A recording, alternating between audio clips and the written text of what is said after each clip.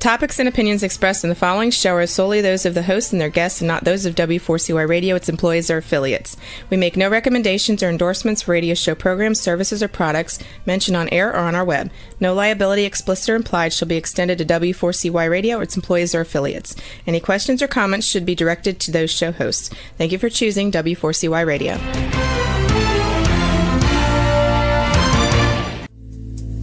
Welcome to Powerful Business Strategies, where you will find out that everything you have ever learned about growing your business is wrong. Finally, a show where you'll learn the right way to grow your business by learning business and financial strategies that your competition isn't doing. And now, here's your host, President of Next Step CFO, Michael Barbarita. And joining Michael for today's show as an executive moderator is Chucky Obia. Yes, this is Chuka, and I believe that gratitude is undefeated and growth is about the next step. It is an honor for me to moderate today's discussion with my good friend, Michael. Michael, how are you? Fantastic, Chucky. A little down because of the Buffalo Bills didn't win. It's not that I'm a Buffalo Bills fan. I just hate the Chiefs. So, so a little down about that, but I want to thank you for introducing me. My name is Michael Barbarita, President of Next Step CFO. And Next Step CFO is a fractional CFO and strategic implementation firm. Business owners hire us to double their profit through implementing business and financial strategies that their competition isn't doing. And our vision is to ensure that overwhelmed business owners achieve the time freedom and consistent profits to build a legacy and the life they desire. Our mission is dedicated to guiding small business owners to leveraging their time, exploding their profits, and building a meaningful legacy. This show, Powerful Business Strategies, and our book of the same name is a step toward accomplishing that vision and mission. So with that, I'd like to hand it back to my co-author and moderator for the show, Chucky Obio. Michael, thank you. So I'm really energized by today's episode. It's a two-part episode. Diversity in business is the first component, and then the second component, 5 critical steps to properly implement business strategy. Before we jump into this and really capture the insights that we've packed into today's episode, I just want to throw out a quick disclaimer. So look, Michael and I were both affiliated with a number of different organizations, and I currently serve as the managing director of business development for Vedder Price, a global business-focused law firm. In addition to that, it's truly an honor to collaborate with Michael to moderate business roundtables, really coast to coast, with small to medium-sized business owners. And then we document the insights from those roundtables into our book called Powerful Business Strategies, which we are always revising and updating. But please note that the views expressed in the show today are our personal views based on those business success stories. And my mission as the fearless moderator is to ask the right questions to help you, the listener, learn the best strategies that the competition isn't doing. With that, back over to Michael. Thank you, Chucky. So here's something that I'd like to share. If you have a business problem that you'd like us to answer, or a business question, or a strategy that you'd like us to ask about, please email us at ask@nextstepcfo.net. That's ask@nextstepcfo.net. It doesn't matter what the business problem is or the question, and we will answer it for you. But there are a couple of things that we do ask. Number one, please state whether it is something we can answer on the air or if it is confidential. And of course, if it's confidential, we won't put it on the air. And number two, please provide your phone number because business problems can be complex, as you probably know, and we might need more context or clarity. So that email address again is ask@nextstepcfo.net. And I want to point out that we had a couple, but they requested confidentiality, which we will always honor. And so today I'd like to take a moment to acknowledge the profound impact business owners have on our society. You are the invisible force that powers our communities forward. Absolutely. Every morning, every single morning when a city comes to life, it's because of you. The coffee shop where neighbors connect, the manufacturing plant providing stable jobs to families, the innovative tech firm solving tomorrow's problems. These all exist because someone like you had the courage to turn an idea into reality. You're not just creating products or services, you're creating the foundation of our communities. Every paycheck you write helps a family thrive. Every tax dollar you generate builds our schools and paves our roads. Every innovation you bring to market moves society forward. When economic times get tough, you're the ones who find ways to keep your employees working, often putting your own needs on the side. Your impact goes far beyond the bottom line. You're the first to sponsor the local Little League team, support community events, and step up during crisis.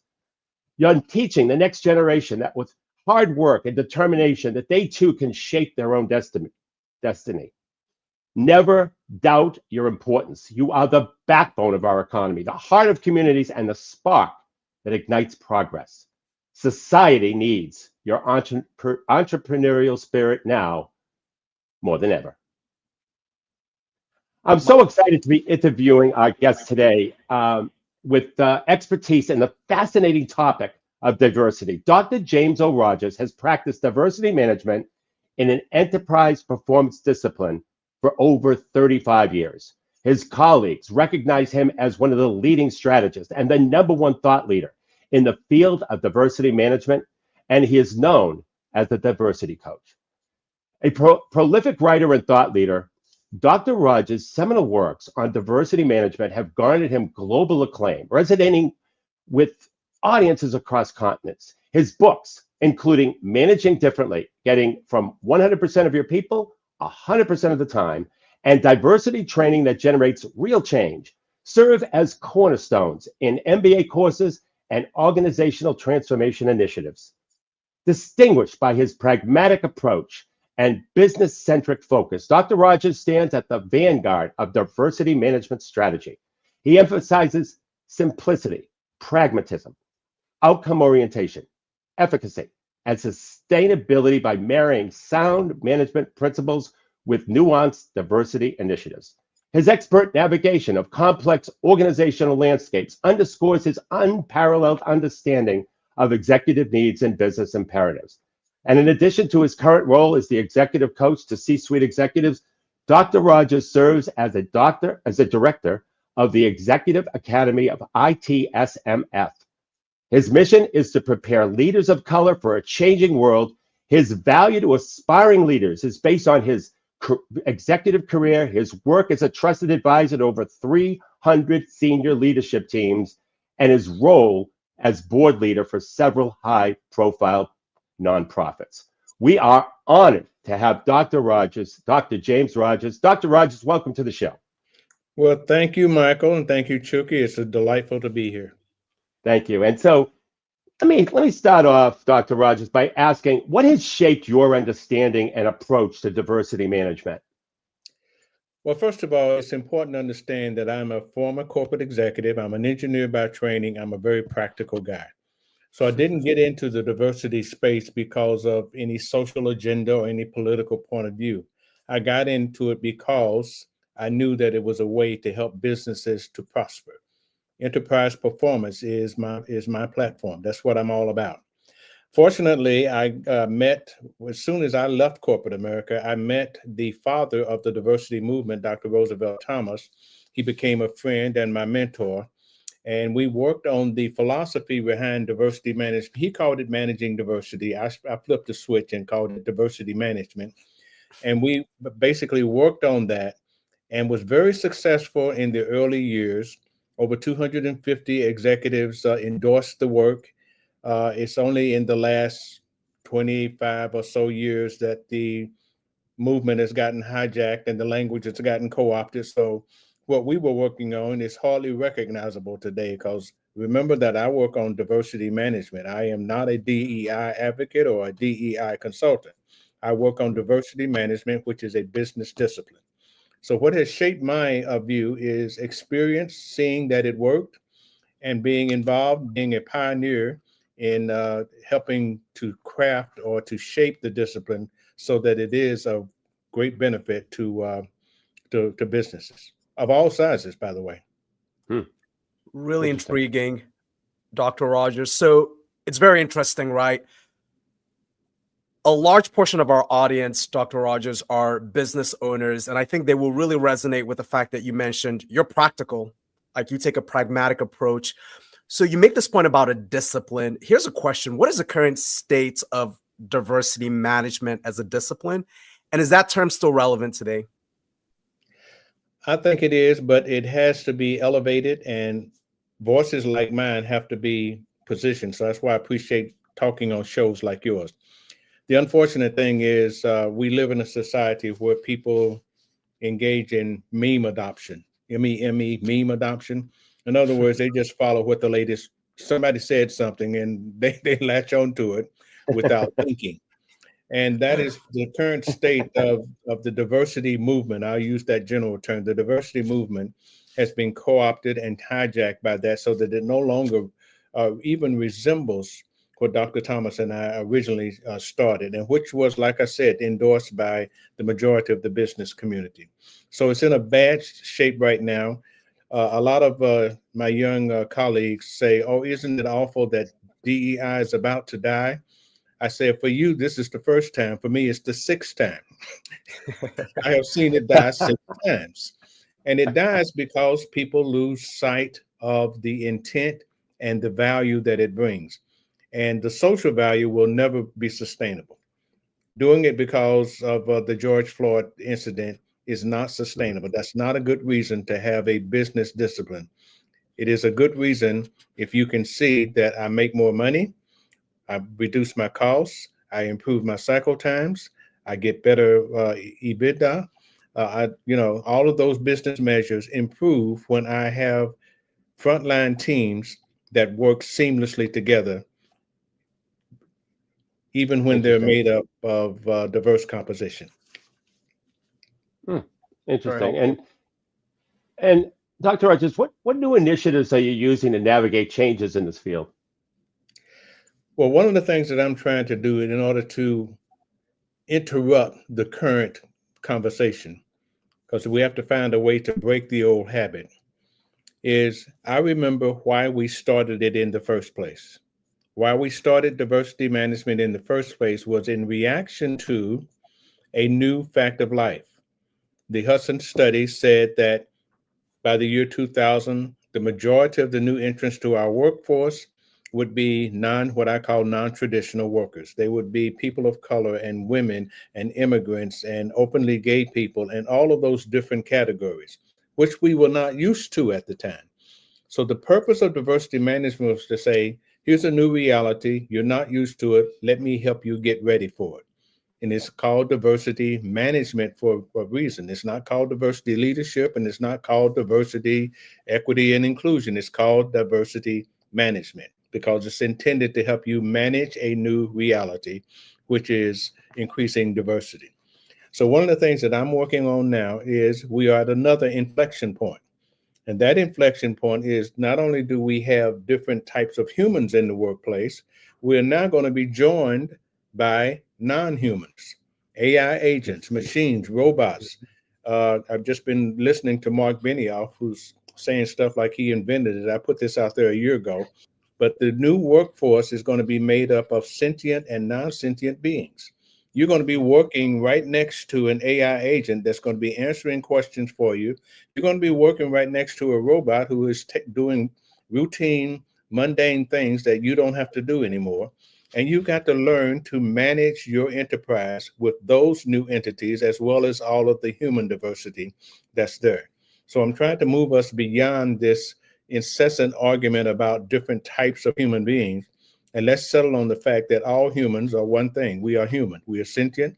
We have the same needs and the same obligations and the same wants as each other. So all the differences that we make about each other need to become irrelevant. Why? Because we got new players in the marketplace, and they are non-sentient beings. Dr. Rodgers, I want to pick up on that point. We have new players in the marketplace. The business owners and the business leaders that listen to the show are always interested in trends, like where are we headed? So in that frame, I want to ask you a question based on that. So what are the trends that give insights to the direction of D&I? Well, the trends, of course, is that DEI, the latest version, is dying. Affirmative action finally has met its death. And most people say, oh, ain't it awful? And I say, well, why is it awful? And so we have to look at things and we have to think about them rather than feel about them. So that's one of the trends. Let's acknowledge those things are gone. We now need to focus on and apply our energy to what we really need to do. What are the things that are really important to keep businesses healthy and alive, having to do with the workforce? The workforce is made up of humans and non-humans. So I am really pushing hard on this idea that no matter what size business you are already using technology. You're already using AI. I was telling someone, every time I write an email or write something on the computer, Grammarly pops up and says, no, I wouldn't say it that way. I'd say it a different way. And I've got to work with this guy called Grammarly. Grammarly. We have to have arguments about, wait a minute, that doesn't sound like me. And then you'll say, okay, if you want it to sound like you, push this button. So we're already experiencing what it's going to be like to work with non-sentient beings, but we're not used to it. And we need to develop the same technology that we use in diversity management, getting us used to different types of humans in the workplace. We use that same technology to get us used to working with non-sentient beings in the workplace. Interesting. And, it is a political world, Dr. Rodgers. And so how can we keep diversity management from being politicized and perverted so that it becomes ineffective? Well, the only way we do that is with effective leadership and education. The biggest problem we have is we've allowed activists to hijack the conversation, and they're very good at making meme statements and getting people to endorse those ideas so that it becomes popular without question.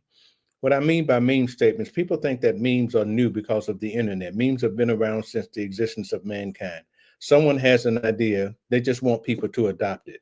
They don't want them to question it. They don't want them to think about it. They just, here's my idea. Everybody salute and do like I say. We've gotten so good at that because we're lazy. We don't want to think. We rather feel. Mark Twain said years ago that, as human beings, we do no end to feeling and we mistake it for thinking. And unfortunately, we're falling into that trap. And what we need is solid leadership. I wrote an article in Leader to Leader magazine, which I asked the question, who should lead a diversity initiative? And it's not who you think. And the purpose of that was to remind leaders that you can't just abrogate your responsibility. If diversity management is a business issue, you, if the CEO, you have to grasp it. You have to understand it. You have to lead it. You can't just put it off onto some brown-skinned person and say, fix it and call me. Because the net result is what we've got, ineffective a way to get it off the CEO's plate, but actually making no progress. So that's really what we've got to do. We've got to step back, redefine it, keep it simple, and let's not be stupid about it. Being stupid means that we forgot what we were trying to do in the first place, and we allowed others to hijack the conversation and co-opt the language. Dr. Rodgers, I want to pick up on that point because that's so profound, just this idea of leadership and the phrase that you use is solid leadership. So from that perspective, what are some of the common obstacles that prevent companies with solid leadership from achieving meaningful outcomes with diversity management? So let's just make an assumption that they already have the leadership in place. What are some obstacles that prevent them from really moving forward? Outside and inside pressure.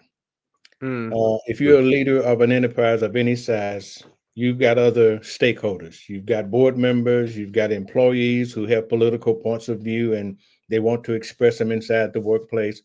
Good, solid leadership are ones who will set a path and hold to it and not be diverted because someone else has an opinion.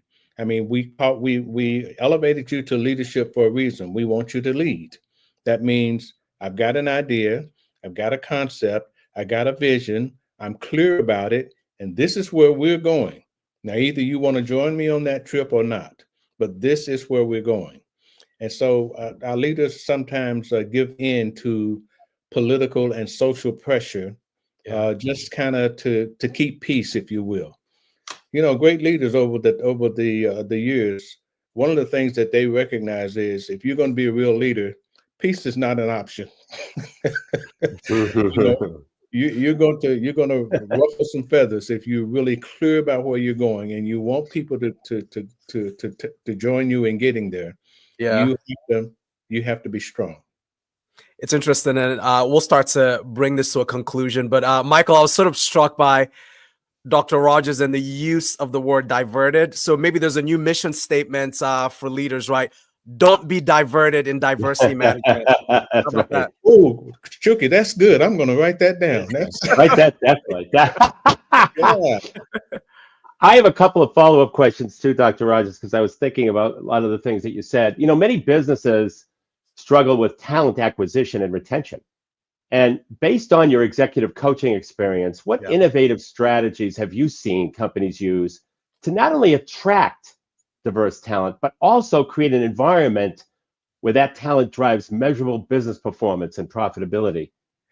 Here's the thing that I pushed back on that question because it has an assumption in it that I have found not to be true. People are looking for the best talent in the marketplace for what they're working on. They're not having trouble finding it. They're having trouble getting it. So what Huh. I'm suggesting to people is go to the marketplace and get the best talent that you can. You know how to do that. You know where it is. If you don't know, ask somebody. Um, for the longest time, I live here in Atlanta, Georgia. For the longest time, I had clients who were saying, "Well, we need to have to hire more Black people, and I don't know where to find them." I said, "You have the Atlanta University Center over there with Morehouse College, Spelman College, Clark Atlanta University, and you have Georgia Tech, which is probably one of the most diverse technical schools in the country, and you have Georgia State, which graduates more African American uh, uh, graduates than most schools in the nation. So tell me, what is it you're missing? So if you don't know, find out. The talent is available. When people say I can't find it, and that is a deficit in skills. That is not a statement about the supply. It just means you don't know. So if you don't know, find out. And I have to be harsh with people about that because it's really Yeah. a distraction. It is not. It's not based in fact, and they're not thinking. Interesting. And is there something that you could advise companies to integrate diversity management into their strategy? Particularly if it comes to like market expansion and revenue growth, that type of thing. The purpose of diversity management is to broaden your perspective. Each of us is in a business. We want to be as clear as we can about what the marketplace is and what the market demands of us as a business. I have a good friend who runs a very nice size, small to mid-sized construction company. And I tell him all the time, you're missing some perspectives. You're not going to grow if you just continue to run this business the way you're running it. You need some perspectives different than the ones you've got. And so that's really the purpose of diversity and diversity management is deliberately go out. The question becomes in recruiting. The question that you have, what perspective am I missing on our teams so that I can see the market clearly for what it is, not for what I think it is. And when you go recruit. You go and recruit and you say, I got a bunch of engineers here, but I don't have anybody who understands the sociology of society right now. I need someone like that on my team. So Mm, that's what I'm looking for, rather than just continuing to load up on the same types of talent, the same type of perspectives. Broaden your perspective, and you'll get better results. And the research supports that. fascinating. Excellent. Any other comments or questions from you, Chuki, before we wrap it up? No, I mean, this is chock full of insights, Dr. Rodgers. Yeah. Thank you. Yes. I So, would have to. I yeah. would like to add one thing, Michael. I heard you talking about the importance of business, and I'm with you guys all the way. I think business is the bedrock of our society. Yes. Jim Cramer said something long ago, and I believe in it. And it's been part of my practice. All social change begins with business. So if we can get our businesses to Yeah. understand this, to practice this, they will excel at it. They'll understand that it works. You're not doing it because it's the politically correct thing to do. You're doing it because it helps your business thrive. And once we do that, diversity in society will become a non-issue. Excellent. Well, Dr. Rodgers, I just want to thank you so much for coming. Those insights Absolutely. were really terrific. We'd love to have you back on a future show, by the way. By all means. And that would be great. Well, thank you so much. My And pleasure. okay. And we'll be right back. Talk about the 5 critical steps that you must take to implement business strategy. Hey there, business owners. Let me ask you something. Are you tired of blending in with your competitors? Frustrated with slow growth and slim margins? Well, I've got news for you. Everything you've ever learned about growing your business is wrong. But don't worry. I'm here to let you in on a secret weapon, your position of market dominance. It's what sets you apart, makes you irreplaceable, and has customers lining up at your door. My name is Michael Barbarita from Next Step CFO. I know what you're thinking. Sounds great, Michael, but how do I find my position of market dominance? Well, that's exactly why we've created our game-changing implementation program called Next Step to Market Dominance. In just 90 days, we'll guide you step by step to a position of market dominance by uncovering your unique strengths that competitors can't touch, by crafting a message that resonates deeply with your ideal customer, by building a strategy that turns you into the go-to expert in your field.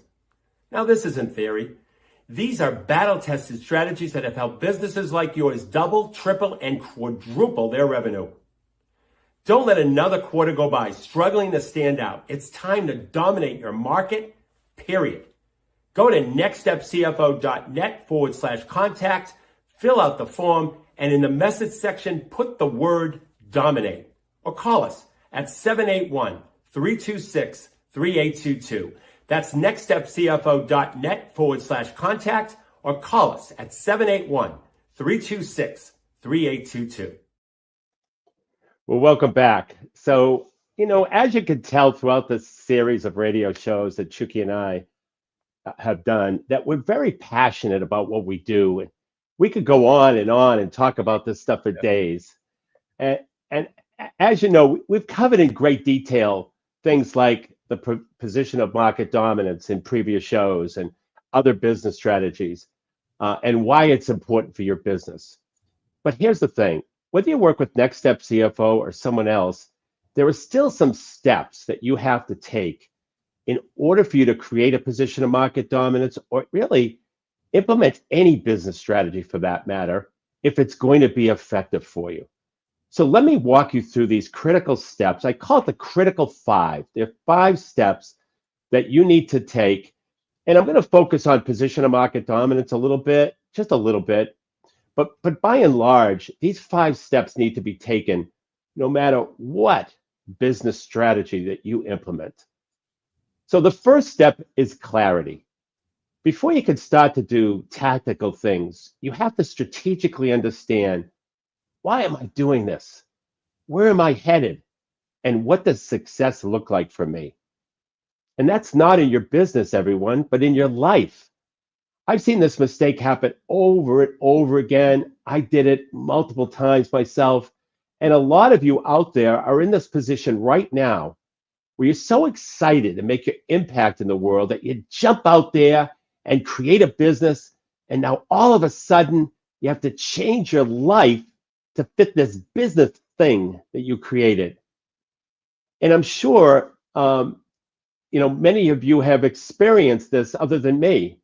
So the first step is to avoid all that confusion, because the way it should really work is that you should go out first and think about creating the life you want, and then let the asset, which is the business, serve you, allowing you to get to that life. I hope that makes sense. So that's the first step. You see, all the gurus out there will tell you one funnel away or one marketing strategy away. You're not. You're one clarity step away. It's the clarity that allows you to take all of the actions to get you where you want to go. Look, it's not your fault. No one's ever showed you how to go about getting clarity of direction, to figure out where you're going. You're doing the same thing I did. I just jumped in. I was excited, in spite of all of my haters, by the way, the family and friends. And That, they'll tell you it's not going to work. But in spite of them, I just leaped in, and all of a sudden, I had to adjust my life around the business, and my life became unmanageable. And hopefully, people out there can relate to this. And what we do that no one tells you to do is we're going to get clarity first. You see, the business has its place. It's designed as a separate asset to support you to that kind of life, which is time, freedom, and consistent profits. That's what the clarity is going to end up getting you.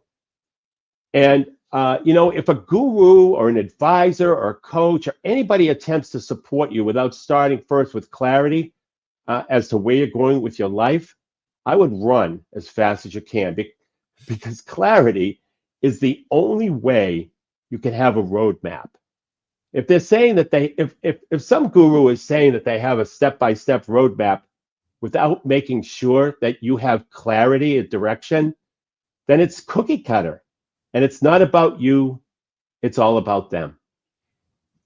So now that we're getting clarity, there are a few more steps that are involved in clarity. Like number one, you first have to understand what a position of market dominance is and what it isn't. And we're going to dive into that. It's not just a headline. Remember, we've talked about things like the conversion formula. This is where you get into your customer's mind. And remember, they already have a problem. They're looking for a solution and they can't find it. So whoever can articulate that problem and solution in the language of your market in a way that makes them raise their hand, that's the business that's going to win. So clarity is critical to get clear on where you're going, where you're headed in your life. And then the roadmap. So now you have clarity.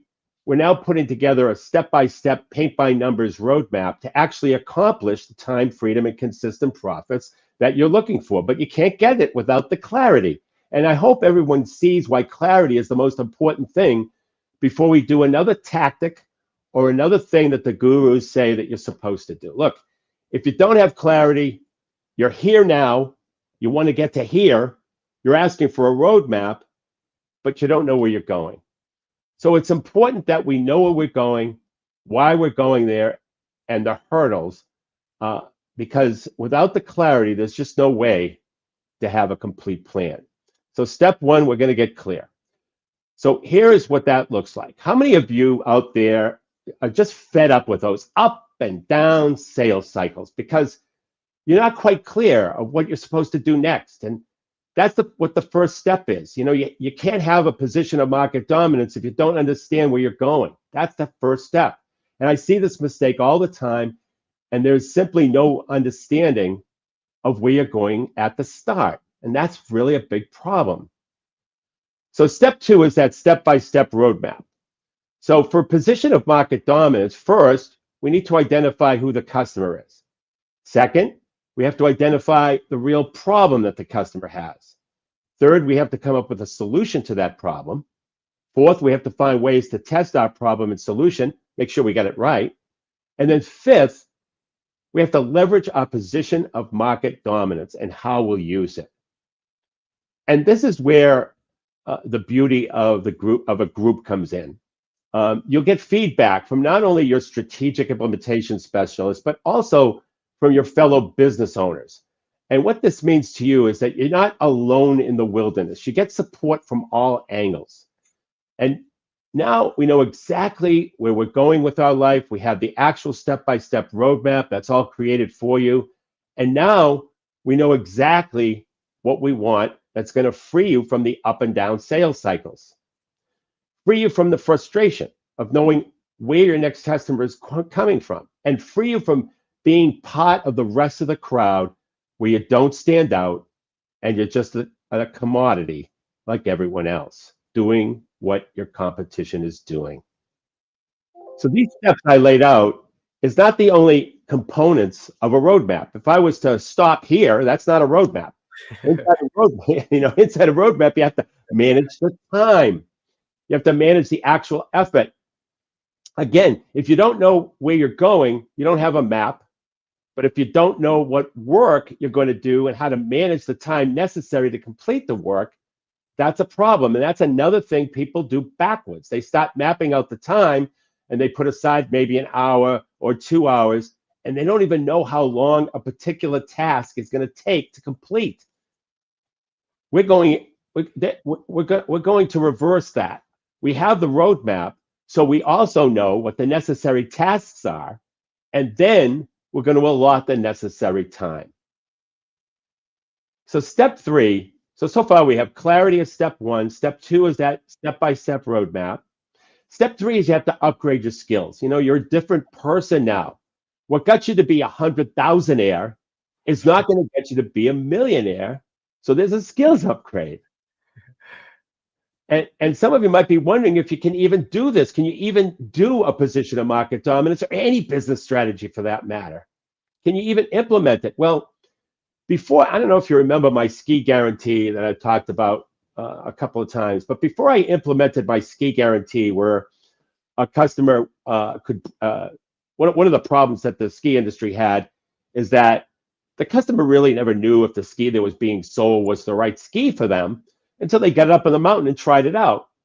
Well, none of my competitors would ever allow that because the ski depreciates dramatically.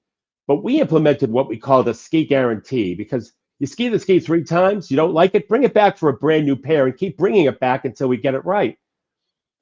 And the reason why that worked was all the customer really wanted was a great ski experience. They didn't want to put one over on the business owner. It wasn't their intent. So with the ski guarantee, what I did before I implemented that ski guarantee, if a customer came into our store and said that the pair of skis that we sold to them were wrong, guess what we did? We gave them a brand new pair, no questions asked. All I did was put it in my offer to make my offer more compelling. I'm going to do it anyway. And that is part of a skills upgrade. And now that we know where we're headed, we have a roadmap. You now have to upgrade your skills. Let's talk about some of that skills upgrade. Well, this is where you get into understanding who your customer is. I mean, the biggest challenge for business owners is they can't identify the real problem that their customer already has.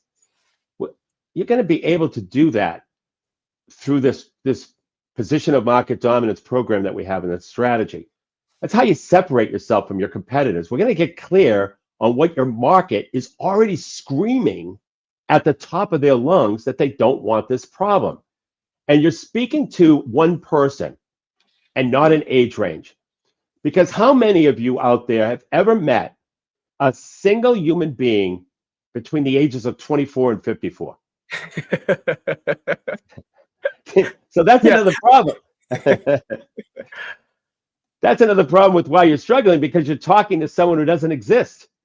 There's a 27-year-old and you speak with them one way, and then there's a 50-year-old who is dealing with completely different set of challenges, although the problem may be the same, but it's a completely different set of challenges. But because of where they are in their life, it's different messaging.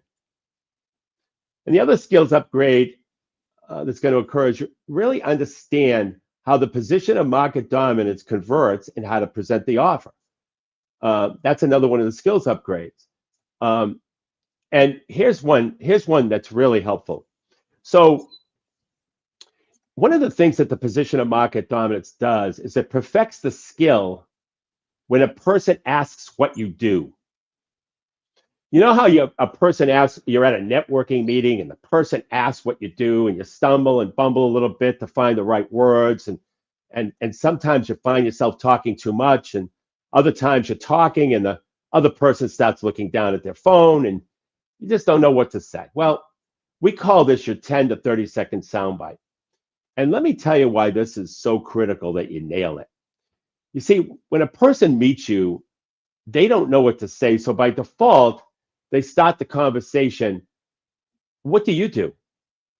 And for the person who has intentionally mastered the answer to that question as a marketing strategy, they'll blow away their competition. Because when you answer that question the right way, with a position of market dominance, by the way, there is a few magic words that come after it that lets you know that that is an ideal client or an ideal referral source. And here are those magic words. Here is how you know you nailed what you said about what you do. When you say what you do, the person responds with, how do you do that? Those are the magic words that opens up the next step of your sales process. And that person just said to you that what you do is of value to me. You see, you're not only going to show how to craft the perfect, we're not going to only show you how to craft the perfect 10 to 30 second soundbite, but also how to be able to take that to the next step to convert that to an opportunity because you understand the conversion formula. And with a position of market dominance, you will get a lot of people saying, how do you do that when you have the right one? And so now that we have clarity and know where we're headed, and we have that step-by-step roadmap, we've upgraded our skills. Step 4 is mastering your psychology. And what it took for you to start the business and what it takes to have a consistent, successful, thriving enterprise requires a different type of mindset. The same person that shows up that goes from 0 to 250,000 in sales will never make it past 250,000 unless they have the right mindset to go from 250,000 to the next level. So we're going to make sure that you as a person are being upgraded along with the business, because the business can't grow unless you do. You have to have the right mindset to see things the right way. You know, back when I was in the ski business, we implemented that ski guarantee where you ski the ski 3 times, don't like it, bring it back for a brand new pair that I talked in previous shows and a little earlier today. But the mindset of my employees when I introduced that and the mindset of other competitors was that thousands of pair of skis are going to come back and we're going to lose a ton of money. That didn't happen. The return rate was 0.1%. Once again, you need to have the right mindset to see things the right way. So now that we have clarity, we know where we're headed, and we have that step-by-step roadmap. We've upgraded our skills and mastered our psychology. Okay, that's great. But then we have saboteurs, organizational terrorists. I referred to them a little earlier.